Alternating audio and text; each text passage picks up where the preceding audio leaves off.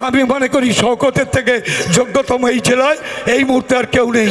আগামী তাকে পুরস্কার তাকে দিতে হবে।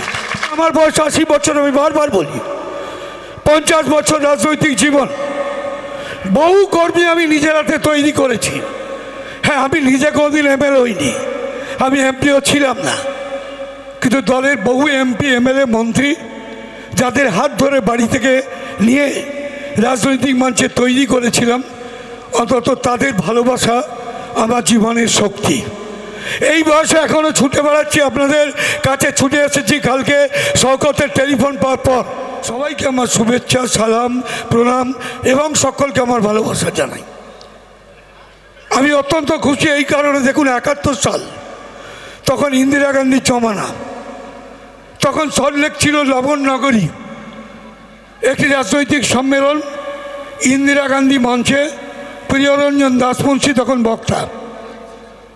সেদিনে সেই মিটিংয়ের পরিবেশ, আমরা ছোট্ট তখন ছিলাম, আমরা অভিভূত হয়েছিলাম, উৎসাহিত হয়েছিলাম। একটা ভবিষ্যৎ প্রজন্ম এবং পথ সেখান থেকে আমরা সন্ধান সবাই পেয়েছিলাম। আমার বলতে কোনো দ্বিধা নেই, আজকের এই সভা আকারে, আয়তনে, উপস্থিতিতে এবং শৃঙ্খলাপরায়ণ কর্মীদের সাহচর্যে তার থেকে কোনো অংশে ছোট নয়। এটা আমার বলতে কোনো দ্বিধা নেই, আমার জীবনে বড় প্রাপ্তি। দেখুন, আমার বয়স 80 বছর। আমি বারবার বলি 50 বছর রাজনৈতিক জীবন, বহু কর্মী আমি নিজের হাতে তৈরি করেছি। হ্যাঁ, আমি নিজে কোনোদিন এমএলএ হইনি, আমি এমপিও ছিলাম না, কিন্তু দলের বহু এমপি এমএলএ মন্ত্রী যাদের হাত ধরে বাড়ি থেকে নিয়ে রাজনৈতিক মঞ্চে তৈরি করেছিলাম, অন্তত তাদের ভালোবাসা আমার জীবনের শক্তি। এই বয়সে এখনও ছুটে বেড়াচ্ছি, আপনাদের কাছে ছুটে এসেছি কালকে শওকতের টেলিফোন পাওয়ার পর। কারণ ভাঙড় আমার জীবনের একটা অংশ। ভাঙড়ের মানুষের সঙ্গে প্রায় 50 বছরে একটা আর্থিক সম্পর্ক। আমার রাজনৈতিক জীবনের বহু ভালোবাসা, সুখ দুঃখ, লড়াই এই মাটি থেকে একদিন তৈরি হয়েছে। আমি বলছি, আমরা চিনতে কখনো ভুল করি না। ব্যক্তির থেকে দল বড়, দলের থেকে দেশ বড়, কিন্তু একজন মানুষকে তৈরি করে একটি দল। এবং আমি মনে করি তৃণমূল কংগ্রেস যে মানুষটিকে, অত্যন্ত বয়সে আমার থেকে ছোট, কিন্তু যাকে বেছে নিয়েছিল একদিন বামপন্থী ঘরানার ছেলে, কিন্তু সাংগঠনিক যোগ্যতা পরীক্ষায় বারবার উত্তীর্ণ, সাফল্য, দলের সাফল্য এনে দিয়েছেন, যে তার নাম কিন্তু মনে রাখতে হবে, শওকত মোল্লা, শওকত মোল্লা, শওকত মোল্লা। কে কি বললো আমার জানার দরকার নেই, দলের কাছে আমি কিছু চাইতে আসিনি। এই বয়সে চাওয়ার মতো আমার কোনো পরিস্থিতি, পরিবেশও নেই, কিন্তু অনেকগুলো মানুষ যাদের তৈরি করেছি, তারা যদি ক্ষমতার শীর্ষে, সাফল্যের শীর্ষে পৌঁছে যায়, তখন সব থেকে বেশি গর্ব হয় যারা তৈরি করে। আমি এই দলটার সঙ্গে যেহেতু প্রথম থেকে জড়িত, আজকে দেখতে দেখতে আমরা প্রায় পৌঁছে গেলাম 27 বছর আমাদের বয়স হলো। আর কয়েকটা দিন পরই 27 বছরে আমরা উত্তীর্ণ হব। আমরা বড়দিনের আমেজ চারিদিকে রয়েছে, মিটিং হলেও পিকনিকের ছোঁয়া সবার মধ্যেই আছে, একটু ঠান্ডাও গায়ে লাগছে, তার মধ্যে দিয়ে নতুন বছরের দরজায় আমাদের একটা দল করি। কারো ব্যক্তির প্রতিষ্ঠা নয়, একটি ব্যক্তি থেকে দলটা উজ্জীবিত হবে, সেই দলটা সেই মানুষটাকে খুঁজে বার করে এবং তাকে তৈরি করে। শওকত মোল্লা যখন বামপন্থী শিবির থেকে যখন আমাদের দলে এলো, সেই সময় জীবনের সাক্ষী আমি, তাকে সঙ্গে বুঝে নিতে ভুল করিনি, আমি ভুল করিনি। অনেকে ওর বিরুদ্ধে ছিল সেদিন ক্যানিং গ্রুপের বিধায়ক তখন ছিল না। রাজনীতির মঞ্চে নেওয়ার পর প্রথম থেকে তার বিধানসভা কেন্দ্রে অজস্র মানুষ, যে মাটিতে দাঁড়িয়ে একদিন বামপন্থীদের সঙ্গে লড়াই করেছিলাম, সেই মাটি থেকে একটি গোলাপ ফুল তুলে নিয়ে মমতা ব্যানার্জি ভুল করেননি, তার কাঁধেই দায়িত্ব তুলে দিয়েছিল। তার সঙ্গে লড়তে লড়তে যতদিন আমি তার পাশে থেকেছি, আমি দেখছি একটি ছেলে আস্তে আস্তে তার দক্ষতায় ক্রমাগত উত্তীর্ণ হতে হতে আমাকে কখনো কখনো মঞ্চে দাঁড়িয়ে দার্থহীন কণ্ঠে বলতে আমার দ্বিরুক্তি ছিল না, যে অন্তত পক্ষে এই ছেলেটিকে দলের একজন বিধায়ক হিসেবে আমরা দেখব, আমরা দেখব, আমরা দেখব। আমরা পেয়েছি তা। আজকে আমার কিছু বলার নেই।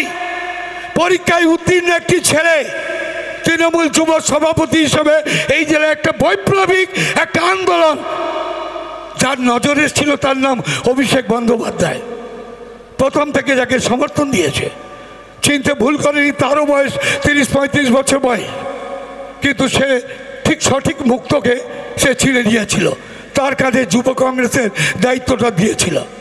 পরপর 2-3টে সম্মেলন অতীতের এই জেলার সমস্ত মাপকাঠিকে ভেঙে দিয়ে একটা নতুন সীমায় পৌঁছে দিয়েছিল শওকত মোল্লা, এবং তার থেকেই পরীক্ষায় 100 লেটার নিয়ে পাস করে আবার সে নেতৃত্বের নজরে পড়েছিল, এর নাম শওকত মোল্লা। আমি দেখেছি ক্যানিংয়ের মাটি, মমতা ব্যানার্জি তাকে জড়িয়ে ধরে বলছে একজন দক্ষ সংগঠক, ভালো ছেলে, ওর পাশে আমরা সারা দল এবং সরকার আমরা সাহায্যের জন্য তৈরি। আমি দেখেছি বারুইপুরে মঞ্চে কাছে টেনে নিয়ে মমতা লোক চিনতে ভুল করে না কখনো, তাকে আশীর্বাদ করেছি যাতে আগামী দিন এমনি করে সে এগিয়ে যেতে পারে। আমি আজকে বলছি আমার ভীষণ আশা, অনেক পেয়েছি, কর্মীদের কাছে যা পেয়েছি একটা এমএলএ তার থেকে বেশি পেয়েছি।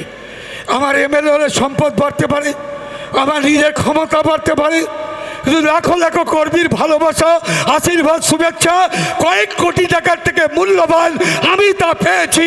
তাই গর্ব ভোগ করে যায় যা এই বয়সেও এত মানুষের ভালোবাসা আমার জীবনের সম্পদ। আগামী দিনের জন্য অপেক্ষা করছি। আমি মনে করি রাজ্যের মুখ্যমন্ত্রী সঠিক মানুষকে চিনেছে, সবাই আপনারাও চান। ইতিহাস ঘাঁটবো না, আমি বেঈমান মির্জাফরদের বিরুদ্ধে বলবো না, ইতিহাসের বিচারই তারা শাস্তি পাবে। আমি চাই সামনে এগোতে, আমাদের লড়তে হবে, জিততে হবে, এগোতে হবে। আমরা লড়বো, আমরা মরবো, কিন্তু আমরা জিতবো রে, আমরা জিতবো রে, আমরা জিতবো রে। এ লড়াই বাঁচার লড়াই, এ লড়াই জিততে হবে। আমি আশাবাদী মানুষ। কেন আজকে শওকত আগামী দিনে এই রাজ্য থেকে মন্ত্রিসভায় একজন মন্ত্রী হিসেবে তার নাম উঠবে না, এটা আমার কাছে দাবি। যে বারবার পরীক্ষায় উত্তীর্ণ হচ্ছে কি ছেলে, কে কি মনে করলে আমার কিচ্ছু যায় আসে না, আমি ভয়ও পাই না। আমি মনে করি শওকতের থেকে যোগ্যতম এই জেলায় এই মুহূর্তে আর কেউ নেই। আগামী তাকে পুরস্কার তাকে দিতে হবে। আমি আপনাদের কি বলে শুভেচ্ছা জানাবো আমি জানি না, আপনাদের দোয়া, আপনাদের ভালোবাসা ওর সঙ্গে থাকুক। নতুন ভাঙনের জন্ম নেবে, এক নতুন ইতিহাসকে সাক্ষী রেখে নতুন বছর আমরা যাত্রা শুরু করব। দেশ এক সংকটের মধ্যে, ভারতবর্ষের 3 দিকে সমস্যা সংকুল, চীনের সঙ্গে পাকিস্তানের দোস্তি, পাকিস্তানের সঙ্গে বাংলাদেশের দোস্তি, চীনকে নতুন করে বিমানের জন্য তাকে সরবরাহ করার জন্য টাকা দিয়ে চীনের সঙ্গে পাকিস্তান এগিয়ে গেছে। পাকিস্তান উগ্রপন্থীরা বাংলাদেশে ঢুকে পড়েছে, সন্ত্রাসবাদীরা চারিদিকে বাসা বাঁধছে আমাদের রাজ্যে। এই মুহূর্তে আমাদের কাছে বড় এই রাজ্যটাকে বাঁচানো, যেখানে সাম্প্রতিক ভালোবাসার বন্ধনে হিন্দু মুসলিম সবাই এই ভাঙনের মাটিতে ঐক্যবদ্ধভাবে দলের পাশে আপনারা আজও তৈরি হয়ে আছেন। দেশ বাঁচাবার পবিত্র যজ্ঞে আপনাদের সদা সতর্ক নজর রেখে দল, সরকার, দেশ তাকে বাঁচাতে হবে, এটাই আপনাদের কাছে আমি আবেদন। এই বয়সে সকলকে নতুন বছরের আগমনী বার্তাকে পৌঁছে দিয়ে সবাইকে শুভেচ্ছা, ভালোবাসা, আশা, ভরসায় নিজের বুক বেঁধে সকলকে প্রণাম জানিয়ে আমার ছোট্ট বক্তব্য শেষ করছি। নমস্কার, জয় হিন্দ, জয় বাংলা। মমতা ব্যানার্জি জিন্দাবাদ, অভিষেক ব্যানার্জি জিন্দাবাদ। ধন্যবাদ আমাদের প্রিয় নেতাকে।